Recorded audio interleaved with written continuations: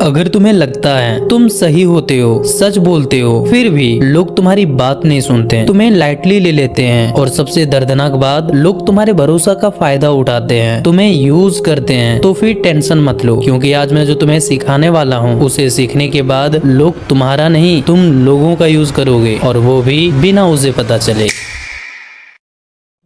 Welcome to this series Become Ayano Koji Part 4 Master the Art of Manipulation Technique। Manipulation एक ऐसा art जिसका use करके सामने वाले को कंट्रोल किया जा सकता है, उससे अपनी बात मनवाया जा सकता है, उसके डिसीजन चेंज करवाया जा सकता है, और वो भी बिना उसे पता चले। देखो, अगर तुमने कभी रियल लाइफ में मैनिपुलेशन यूज नहीं किया है या फिर तुम्हें मैनिपुलेशन का एम भी पता नहीं है, तो टेंशन मत लेना, क्योंकि मैंने तुम्हें मास्टर बनाने का वादा किया है और वो तो मैं तुम्हें बना के रहूंगा। बस तुम्हें मेरे बताए गए इंस्ट्रक्शंस को फॉलो करना है अपनी रियल लाइफ में, और वो कैसे करोगे वो तो मैं वीडियो में बताऊंगा। और हाँ, मैं तुम्हें अवेयर कर दूं, अभी हम जिस सफर में जाने वाले हैं वो सफर एकदम डार्क है, इसीलिए हो सकता है तुम वीडियो के एंड तक वो इंसान नहीं रहोगे जो तुम अभी हो। इसीलिए अभी ही डिसाइड कर लो, क्योंकि एक बार ये सफर स्टार्ट हो गया फिर तुम बीच से भाग नहीं सकते। If you are ready then I welcome you to this dark series.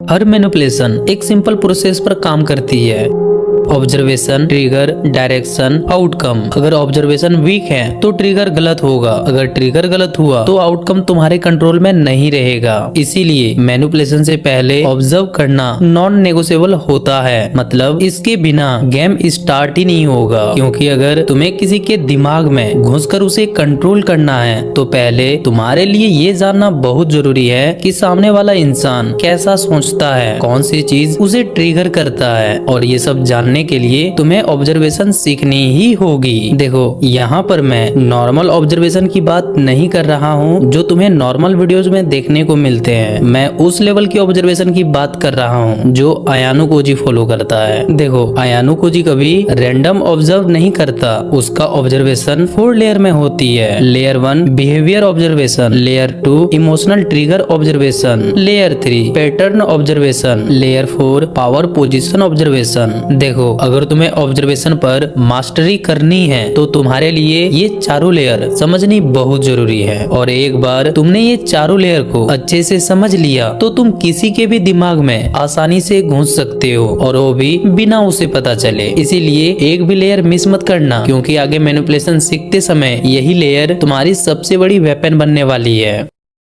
अब ये चारों लेयर समझने से पहले ये समझ लेते हैं कि आखिर हमें ऑब्जर्व क्या करना है और ऑब्जर्वेशन का असली मतलब क्या है। तो देखो, ऑब्जर्वेशन का मतलब किसी को घूरना, चुप रहना या बॉडी लैंग्वेज पढ़ने का नाटक करना नहीं है। ऑब्जर्वेशन असल में इंफॉर्मेशन कलेक्ट करना है, उस इंफॉर्मेशन के बारे में जो ये तय करती है कि सामने वाला डिसीजन कैसे लेता है। आयानो कोजी लोगों को अच्छा या बुरा क्लासिफाई नहीं करता, वो ये समझने की कोशिश करता है कि प्रेशर, ऑप्शन और लॉस के मोमेंट में ये इंसान किस चॉइस की तरफ नेचुरली झुकता है, क्योंकि वही चॉइस बाद में उसका पूरा बिहेवियर कंट्रोल करती है।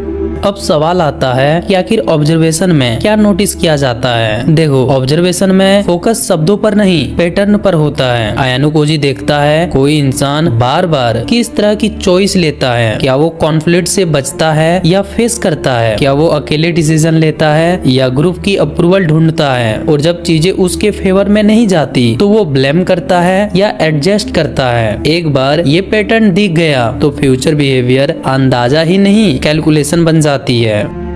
अब जब तुमने ऑब्जर्वेशन का असली मीनिंग और पैटर्न समझ लिया तो अब टाइम है असली गेम का। 4 लेयर ऑफ ऑब्जर्वेशन, जहां से तुम रियल कंट्रोल और इन्फ्लुएंस समझ सकते हो।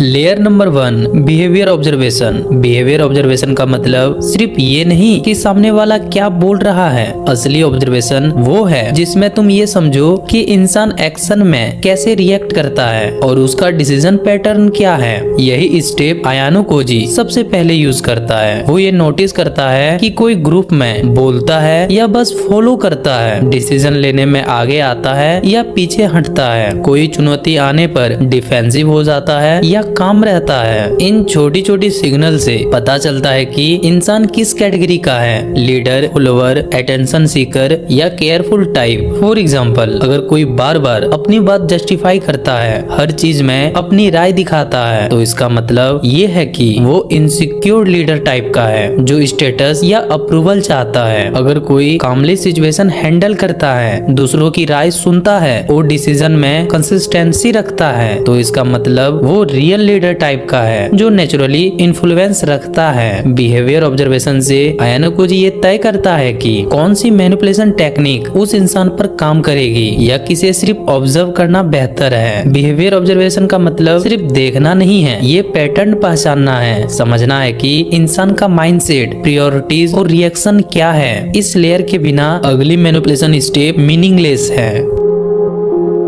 Layer number 2, emotional trigger observation. Behaviour observation से ये पता चलता है कि सामने वाला इंसान कैसा है, लेकिन मैनिपुलेशन का असली की पॉइंट इमोशंस में है। इमोशनल ट्रिगर ऑब्जर्वेशन वो प्रोसेस है जिसमें आयानुकोजी ये पहचानता है कि कौन सी चीज सामने वाले इंसान का इंटरनल बैलेंस हिला सकती है। वो ध्यान देता है, कोई क्रिटिसिज्म पर डिफेंसिव हो जाता है या इग्नोर होने पर बेचैन हो जाता है, कोई कॉम्प्लीमेंट मिलने पर ओवर कॉन्फिडेंट दिखाता है या छोटी चीजों पर जलता है। इन सब्टल सिग्नल से ये पता चलता है कि ईगो सेंसिटिव है या स्ट्रॉन्ग, फियर ऑफ रिजेक्शन ज्यादा है या कॉन्फिडेंट ज्यादा है। फॉर एग्जाम्पल, अगर कोई छोटी क्रिटिसिज्म पर तुरंत डिफेंसिव हो जाता है, तो इसका मतलब उसका ईगो सेंसिटिव है और वो वैलिडेशन चाहता है। अगर कोई इग्नोर होने पर बेचैन हो जाता है या किसी की तारीफ देखकर जलता है, तो इसका मतलब ये है कि फियर ऑफ रिजेक्शन ज्यादा है और वो इमोशनली अनस्टेबल है। अगर कॉम्प्लीमेंट मिलने पर ओवर कॉन्फिडेंट हो जाता है, तो इसका मतलब ये है कि वो ईगो बूस्ट पर डिपेंड करता है और इन्फ्लुएंस के लिए ओपन है। इमोशनल ट्रिगर ऑब्जर्वेशन सिर्फ ये नहीं बताती कि इंसान कब अपसेट होगा, वो ये बताती है कि किस सिचुएशन में वो कंट्रोल लॉस करेगा। यही वो पॉइंट है जहां सही मैनिपुलेशन की शुरुआत होती है। Layer number 3, pattern observation. Signal incident कभी सही डाटा नहीं देता, इसीलिए आयानुकोजी हर इंसान को रिपीट सिचुएशन में ऑब्जर्व करता है। यही लेयर 3 का कोर है। पैटर्न ऑब्जर्वेशन में वो ये देखता है कि इंसान स्ट्रेस या प्रेशर में बार बार वही चॉइस करता है या नहीं, अपॉर्चुनिटी मिलने पर रिस्क लेता है या सेफ रहता है, कॉन्फ्लिक्ट आने पर कॉन्फ्रंट करता है या एस्केप ढूंढता है।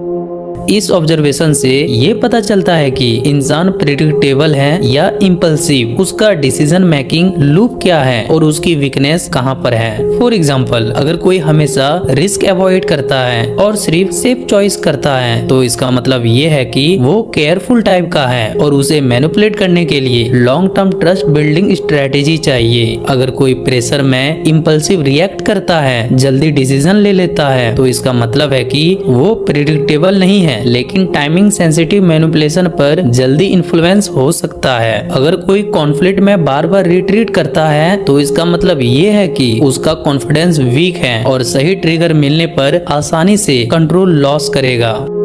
पैटर्न ऑब्जर्वेशन सिर्फ एक इंसिडेंट नहीं देती, वो ये बताती है कि कौन सा मैनिपुलेशन इंस्टेंट काम करेगा और कौन सा लॉन्ग टर्म प्लानिंग मांगता है। बिना पैटर्न एनालाइज किए तुम सिर्फ गैस वर्क कर सकते हो और गैस वर्क में एक्सपोज होने का खतरा बना रहता है। Layer number 4, power position observation. सबसे डेंजरियस और सबटल लेयर है। बिहेवियर और इमोशन समझना जरूरी है, लेकिन असली कंट्रोल यहीं से आता है। आयानुकोजी ऑब्जर्व करता है कि रियल ऑथोरिटी किसके पास है, कौन किससे अप्रूवल लेता है, कौन किसके सामने टोन या पोस्चर बदलता है, कौन रिसोर्सेस या इंफॉर्मेशन कंट्रोल करता है। इस ऑब्जर्वेशन से ये पता चलता है कि विजिबल लीडर कौन है और रियल पावर होल्डर कौन है, कौन प्रोक्सी रोल में है और कौन किंग मेकर है। फॉर एग्जाम्पल, अगर कोई हमेशा बॉस के सामने एग्री करता है और सीक्रेटली डिसीजन लेने वाले के पास इंफॉर्मेशन भेजता है, तो इसका मतलब ये है कि वो प्रोक्सी रोल निभा रहा है और सीधे उसे चैलेंज करना नुकसानदायक होगा। अगर कोई ओपनली कमांड करता है लेकिन दूसरों की अप्रूवल लेता है, तो इसका मतलब ये है कि वो विजिबल लीडर है लेकिन रियल पावर उसके पास नहीं है। अगर कोई रिसोर्सेज और क्रूशियल इंफॉर्मेशन कंट्रोल करता है और बिना दिखावे के इन्फ्लुएंस रखता है, तो इसका मतलब ये है कि वो रियल पावर होल्डर है और यही इंसान है जिसको मैनिपुलेट करना सबसे सब्टल और हाई रिवॉर्ड होगा। पावर पोजीशन ऑब्जर्वेशन से अयानु कोजी ये डिसाइड करता है कि कब डायरेक्ट कॉन्फ्रंटेशन करना है और कब अवॉइड करना है और मैनिपुलेशन किस पाथ से मैक्सिमम इफेक्ट देगा। ये लेयर सब्टल है क्योंकि सीधे दिखता नहीं, लेकिन समझने के बाद पूरा गेम इफिशिएंट और सेफ हो जाता है। और सबसे जरूरी बात जो तुम्हें ध्यान में रखना है, कभी भी सामने वाले को ये पता नहीं लगना चाहिए कि तुम उसे ऑब्जर्व कर रहे हो या फिर नोटिस कर रहे हो, क्योंकि गलती से भी उसे पता लग गया कि तुम उसे ऑब्जर्व कर रहे हो तो गेम शुरू होने से पहले ही खत्म हो जाएगा। देखो, अयानु कोजी ऑब्जर्व करने के लिए अलग से एफर्ट नहीं दिखाता, वो सवाल नहीं पूछता, क्यूरियोसिटी भी नहीं दिखाता और ना ही रिएक्शन देता है। वो बस खुद को बैकग्राउंड में रखता है और लोगों को नेचुरली बिहेव करने देता है, क्योंकि इंसान सबसे ज्यादा सच तब बोलता है जब उसे लगता है कि कोई उसे देख नहीं रहा है, और इसी इल्यूजन का फायदा अयानु कोजी उठाता है। वो प्रेजेंट रहता है पर कभी नोटिस नहीं होता।